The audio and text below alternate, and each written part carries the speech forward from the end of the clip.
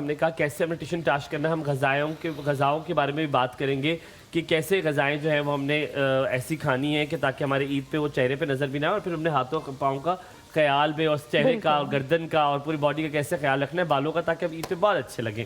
सबसे पहले स्टार्ट हमने तली हुई चीज़ें आएंगी, खाएंगे भी ज़रूर है, आपको पता है वो मना नहीं किया जा सकता। आप ये जितना मना करेंगे हम उतने भी खाएंगे, क्वांटिटी कम कर सकते हैं। लेकिन क्या तेल की तब्दीली खाने में, क्या उससे बहुत फ़र्क पड़ता है? हमें रिसेंटली कोई बता के गया है कि सरसों का तेल नहीं इस्तेमाल करना खाने में, it is not good for health. आप क्या राय है आपकी? देखिए, पिछले महीने तक तो मेरे घर भी सरसों का तेल यूज़ हो रहा था, लेकिन वो ये कहते हैं कि बहुत ज़्यादा अमाउंट में नहीं यूज़ करना या बहुत लंबा अरसे तक यूज़ नहीं करना। फिर उसमें कोल्ड कंप्रेस्ड ऑयल का अलग असर होता है, दूसरे का अलग होता है।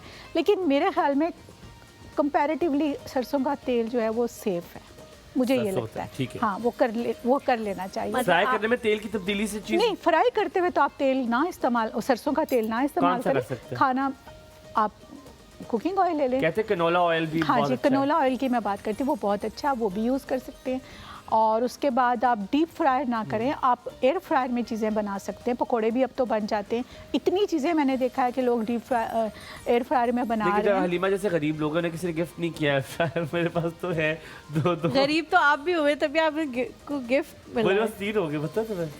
तो फिर आप एक हलीमा को दे दें।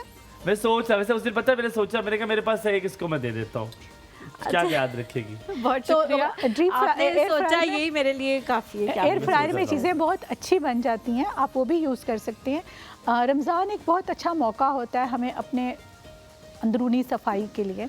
आप इबादत में जितनी डिटॉक्सिफाई हो जाते हैं, इबादत इतनी करते हैं, उसके बाद आप वो भी एक चमक आपके चेहरे पे आ जाती है। फिर आप वेट बहुत अच्छे तरीके से कम कर सकते हैं, बहुत ज़्यादा आपको एफर्ट नहीं करनी पड़ती जितना कि आम दिनों में करनी पड़ती है। कंट्रोल्ड खाते हैं। थोड़ा सा बस एफर्ट ये कर लें कि आप अफ्तार के बाद थोड़ा वॉक कर लें, या कहीं जिम वगैरह अगर आप जाते हैं, आप तो यकीनन। नायला जी, जो मजा अफ्तारी करके वहीं रगड़ के अपने आप को लटा देने का। अच्छा नहीं, लेकिन नायला जी बहुत सारे लोग क्या करते हैं, अफ्तार से लेके सोने तक वक्तन फवक्तन खाते ही रहते हैं।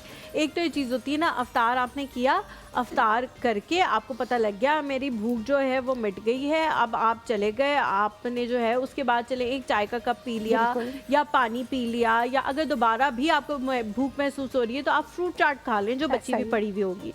लेकिन लोग क्या करते हैं, वो जो फ्राइड आइटम्स है ना, वो वक्तन फवक्तन रात 12 बजे तक खाते ही रहते हैं। उसके फिर असरात होते हैं जो हमारे चेहरे पे आ जाते हैं, दाने निकलना। बिल्कुल ऐसा ही है। तो फ्राइड आइटम से तो दाने निकलते हैं, वो तो फिर देखिए आपके अपने इख्तियार में है ना, कंट्रोल करना। कोशिश करें कि फ्राइड आइटम हफ्ते में 1 दफ़ा या 2 दफ़ा बना लें। मेरे घर में फ्राइड आइटम पता है कब बनते हैं? जब हम लोग अफ्तारी कराते हैं तो, वरना हम सिर्फ दही भल्ले खाते हैं। भल्ले भी मैं खुद बनाती हूँ, मैं पहले से बना के उनको माश की दाल के ना भले बना के मैं रख लेती हूँ, बल्कि उसमें भी मैं थोड़े से किशमिश और काजू डाल देती हूँ ना, तो जब फ्राई करते हैं तो बड़े मज़े के, जब वो मुंह में आते हैं बड़े अच्छे लगते हैं। वो मैं बना के रख लेती हूँ। उसके हम दही भल्ले बना लेते हैं, चने की चाट कभी हो गई, या फिर फ्रूट चाट, आलू भी हो, गले में सही चने। अच्छा नायला जी, हम जैसे ये बड़ा अहम सवाल मैं रमज़ान का आपसे पूछने लगूँ, अफ्तारी जैसे शुरू होती है, हम खजूर वगैरह कोई लेंगे, लेकिन हम शरबत पहले लेते हैं, ठीक है? 1 गिलास शरबत का फ़ौरन आपकी शुगर स्पाइक करती है, ठीक है?